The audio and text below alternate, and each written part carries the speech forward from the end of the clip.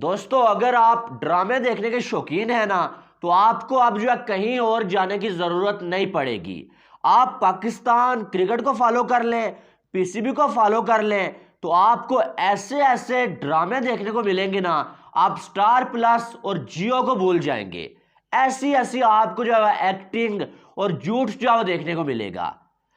परसों जो है वो चीफ सेलेक्टर वहाब रियाज साहब ने सलमान बट को अपनी सिलेक्शन कमेटी का हिस्सा बनाया था, और कल ही जो है सलमान बट को जो वहाब रियाज साहब है उन्होंने रिमूव कर दिया है कि भैया मुझे आपकी ज़रूरत नहीं है। और इसकी वजह क्या वो आपको मालूम है। कल आपने अगर मेरी ये वीडियो देखी थी, आपको मालूम होगा कि हमने भी आवाज़ उठाई थी, बाकी भी बहुत सारे लोगों ने आवाज़ उठाई थी कि क्या आपको पाकिस्तान में, पूरे पाकिस्तान में एक साबित शुदा फिक्सर ही मिला था कि आप उसको जो है वो सिलेक्टर बना दें।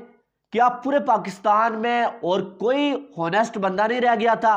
वो बंदा जिसको पिछले 10-12 साल से पाकिस्तानी टीम के आस पास नहीं आने दिया गया कि भाई साहब ये बंदा फिक्सर है, ये बंदा धोखेबाज है, इसने पाकिस्तान को बेचा था या धोखा दिया था पाकिस्तान को, उसको आप सिलेक्टर कैसे बना सकते हैं। उसके बाद बहुत सारा प्रेशर पड़ा, जिसके बाद वहाब रियाज ने जो अब रात को एक जो प्रेस कॉन्फ्रेंस की, जिसमें वहाब रियाज ने यह बोला कि मुझ पे प्रेशर तो नहीं है, मुझ पे किसी का ज़रा भी प्रेशर नहीं है, लेकिन मुझे ये लगता है कि मुझे भी लोग सलमान बट जैसा समझ रहे हैं, इसलिए मैं सलमान बट को रिमूव कर रहा हूँ। एक साइड भाई ये कह रहे हैं कि मुझ पे प्रेशर नहीं है, दूसरी साइड कह रहे हैं कि लोग मुझे भी सलमान जैसा समझ रहे हैं, इसलिए मैं उसको हटा रहा हूँ।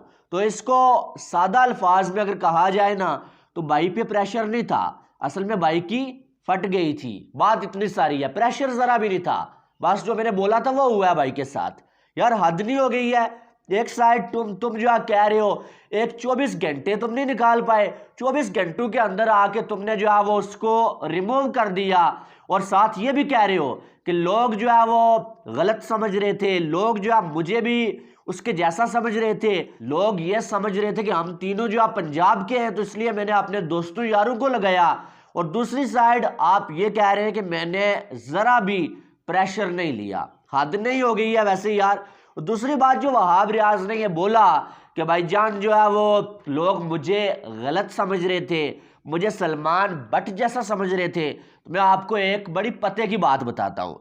जब वहाब रियाज इससे पहले जो है वो स्पोर्ट्स मिनिस्टर बने थे ना, तब भी वहाब रियाज को लोग नवाज शरीफ जैसा समझ रहे थे, लोग जो है वो शहबाज शरीफ जैसा समझ रहे थे।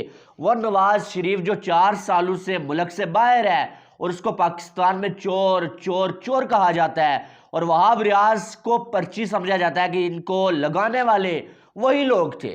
तब तो वहाब रियाज ने खुद रिजाइन नहीं दिया, क्योंकि इनको लोग गलत समझ रहे थे, लोग इनको पर्ची समझ रहे थे।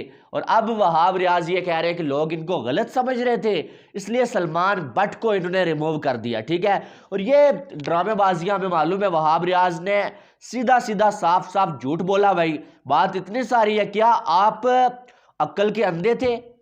आपको पहले नहीं मालूम था? आपने जब सलमान बट को लगाया, आपने ये पोजीशन सलमान बट को दी, तो आपको पहले नहीं मालूम था कि 10 साल पहले सलमान बट ने क्या किया था, और आप सलमान बट को लगाएंगे तो कैसा रिएक्शन आएगा, जो आपको एक दिन बाद पता चल गया।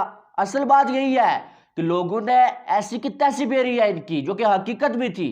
और कुछ लोग आ रहे हैं ना सोशल मीडिया पे, जब से सलमान बट को जो है वो रिमूव किया गया है, भाईजान सलमान बट के साथ नाइंसाफी हो गई है। भाई वो भी इंसान है, हमारा मजहब जो है इस चीज़ की इजाज़त नहीं देता है कि एक बंदे ने माफ़ी मांग लिया और आप वापस उसको कोई जॉब ना दे। तो मैं उनको ये बताना चाहता हूँ कि भाई साहब जॉब पीसीबी में ही क्यों करनी है? जॉब आपने पाकिस्तान क्रिकेट टीम के साथ ही क्यों करनी है? आपने इतना पैसा कमाया हुआ, आप बिजनेस कर ले, कोई और काम कर ले।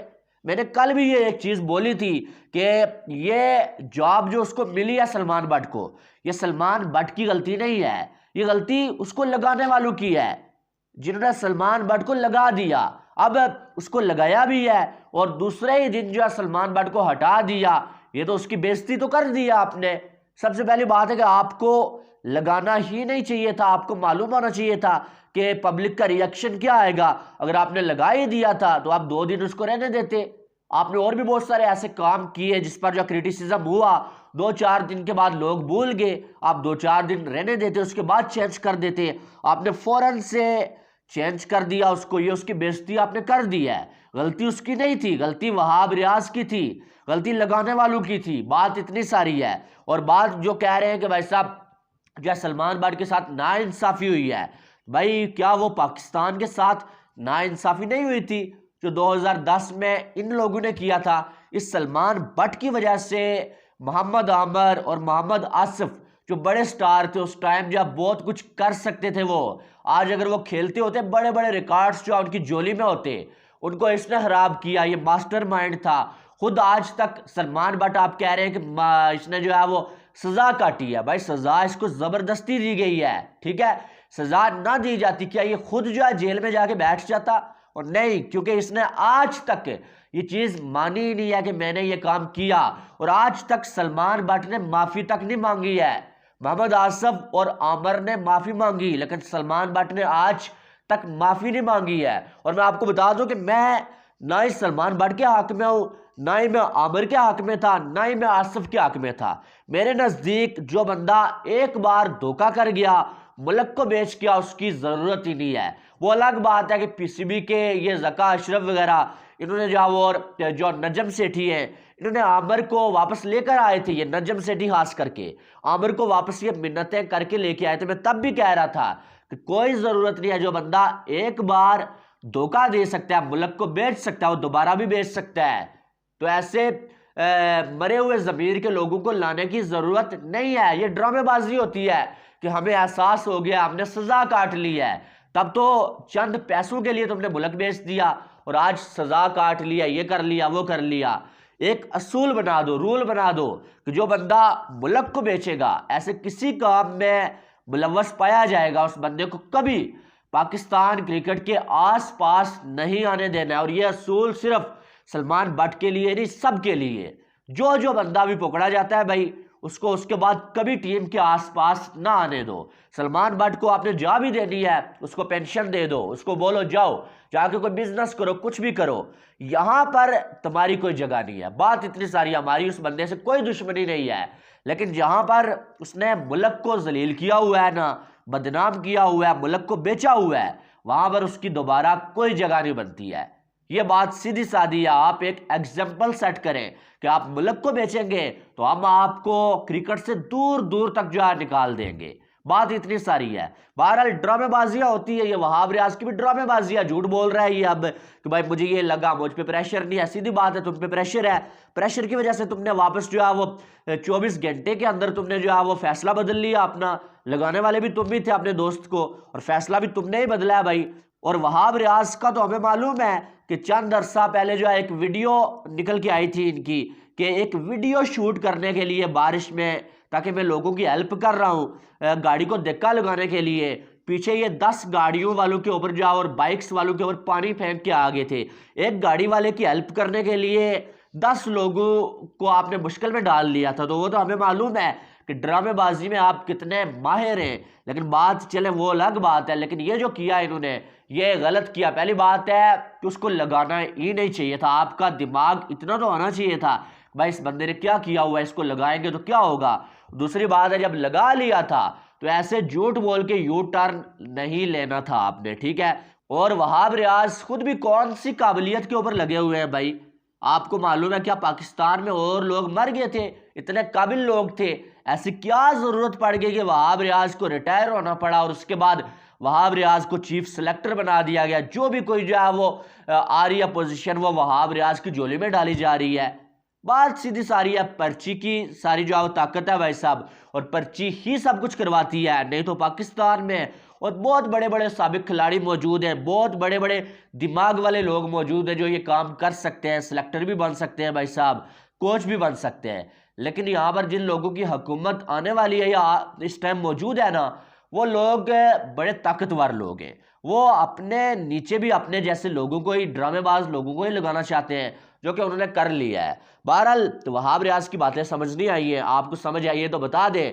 उसके बाद जो है इंडिया और ऑस्ट्रेलिया के दरमियान आज 5वां और आखिरी T20 मैच खेला जाएगा।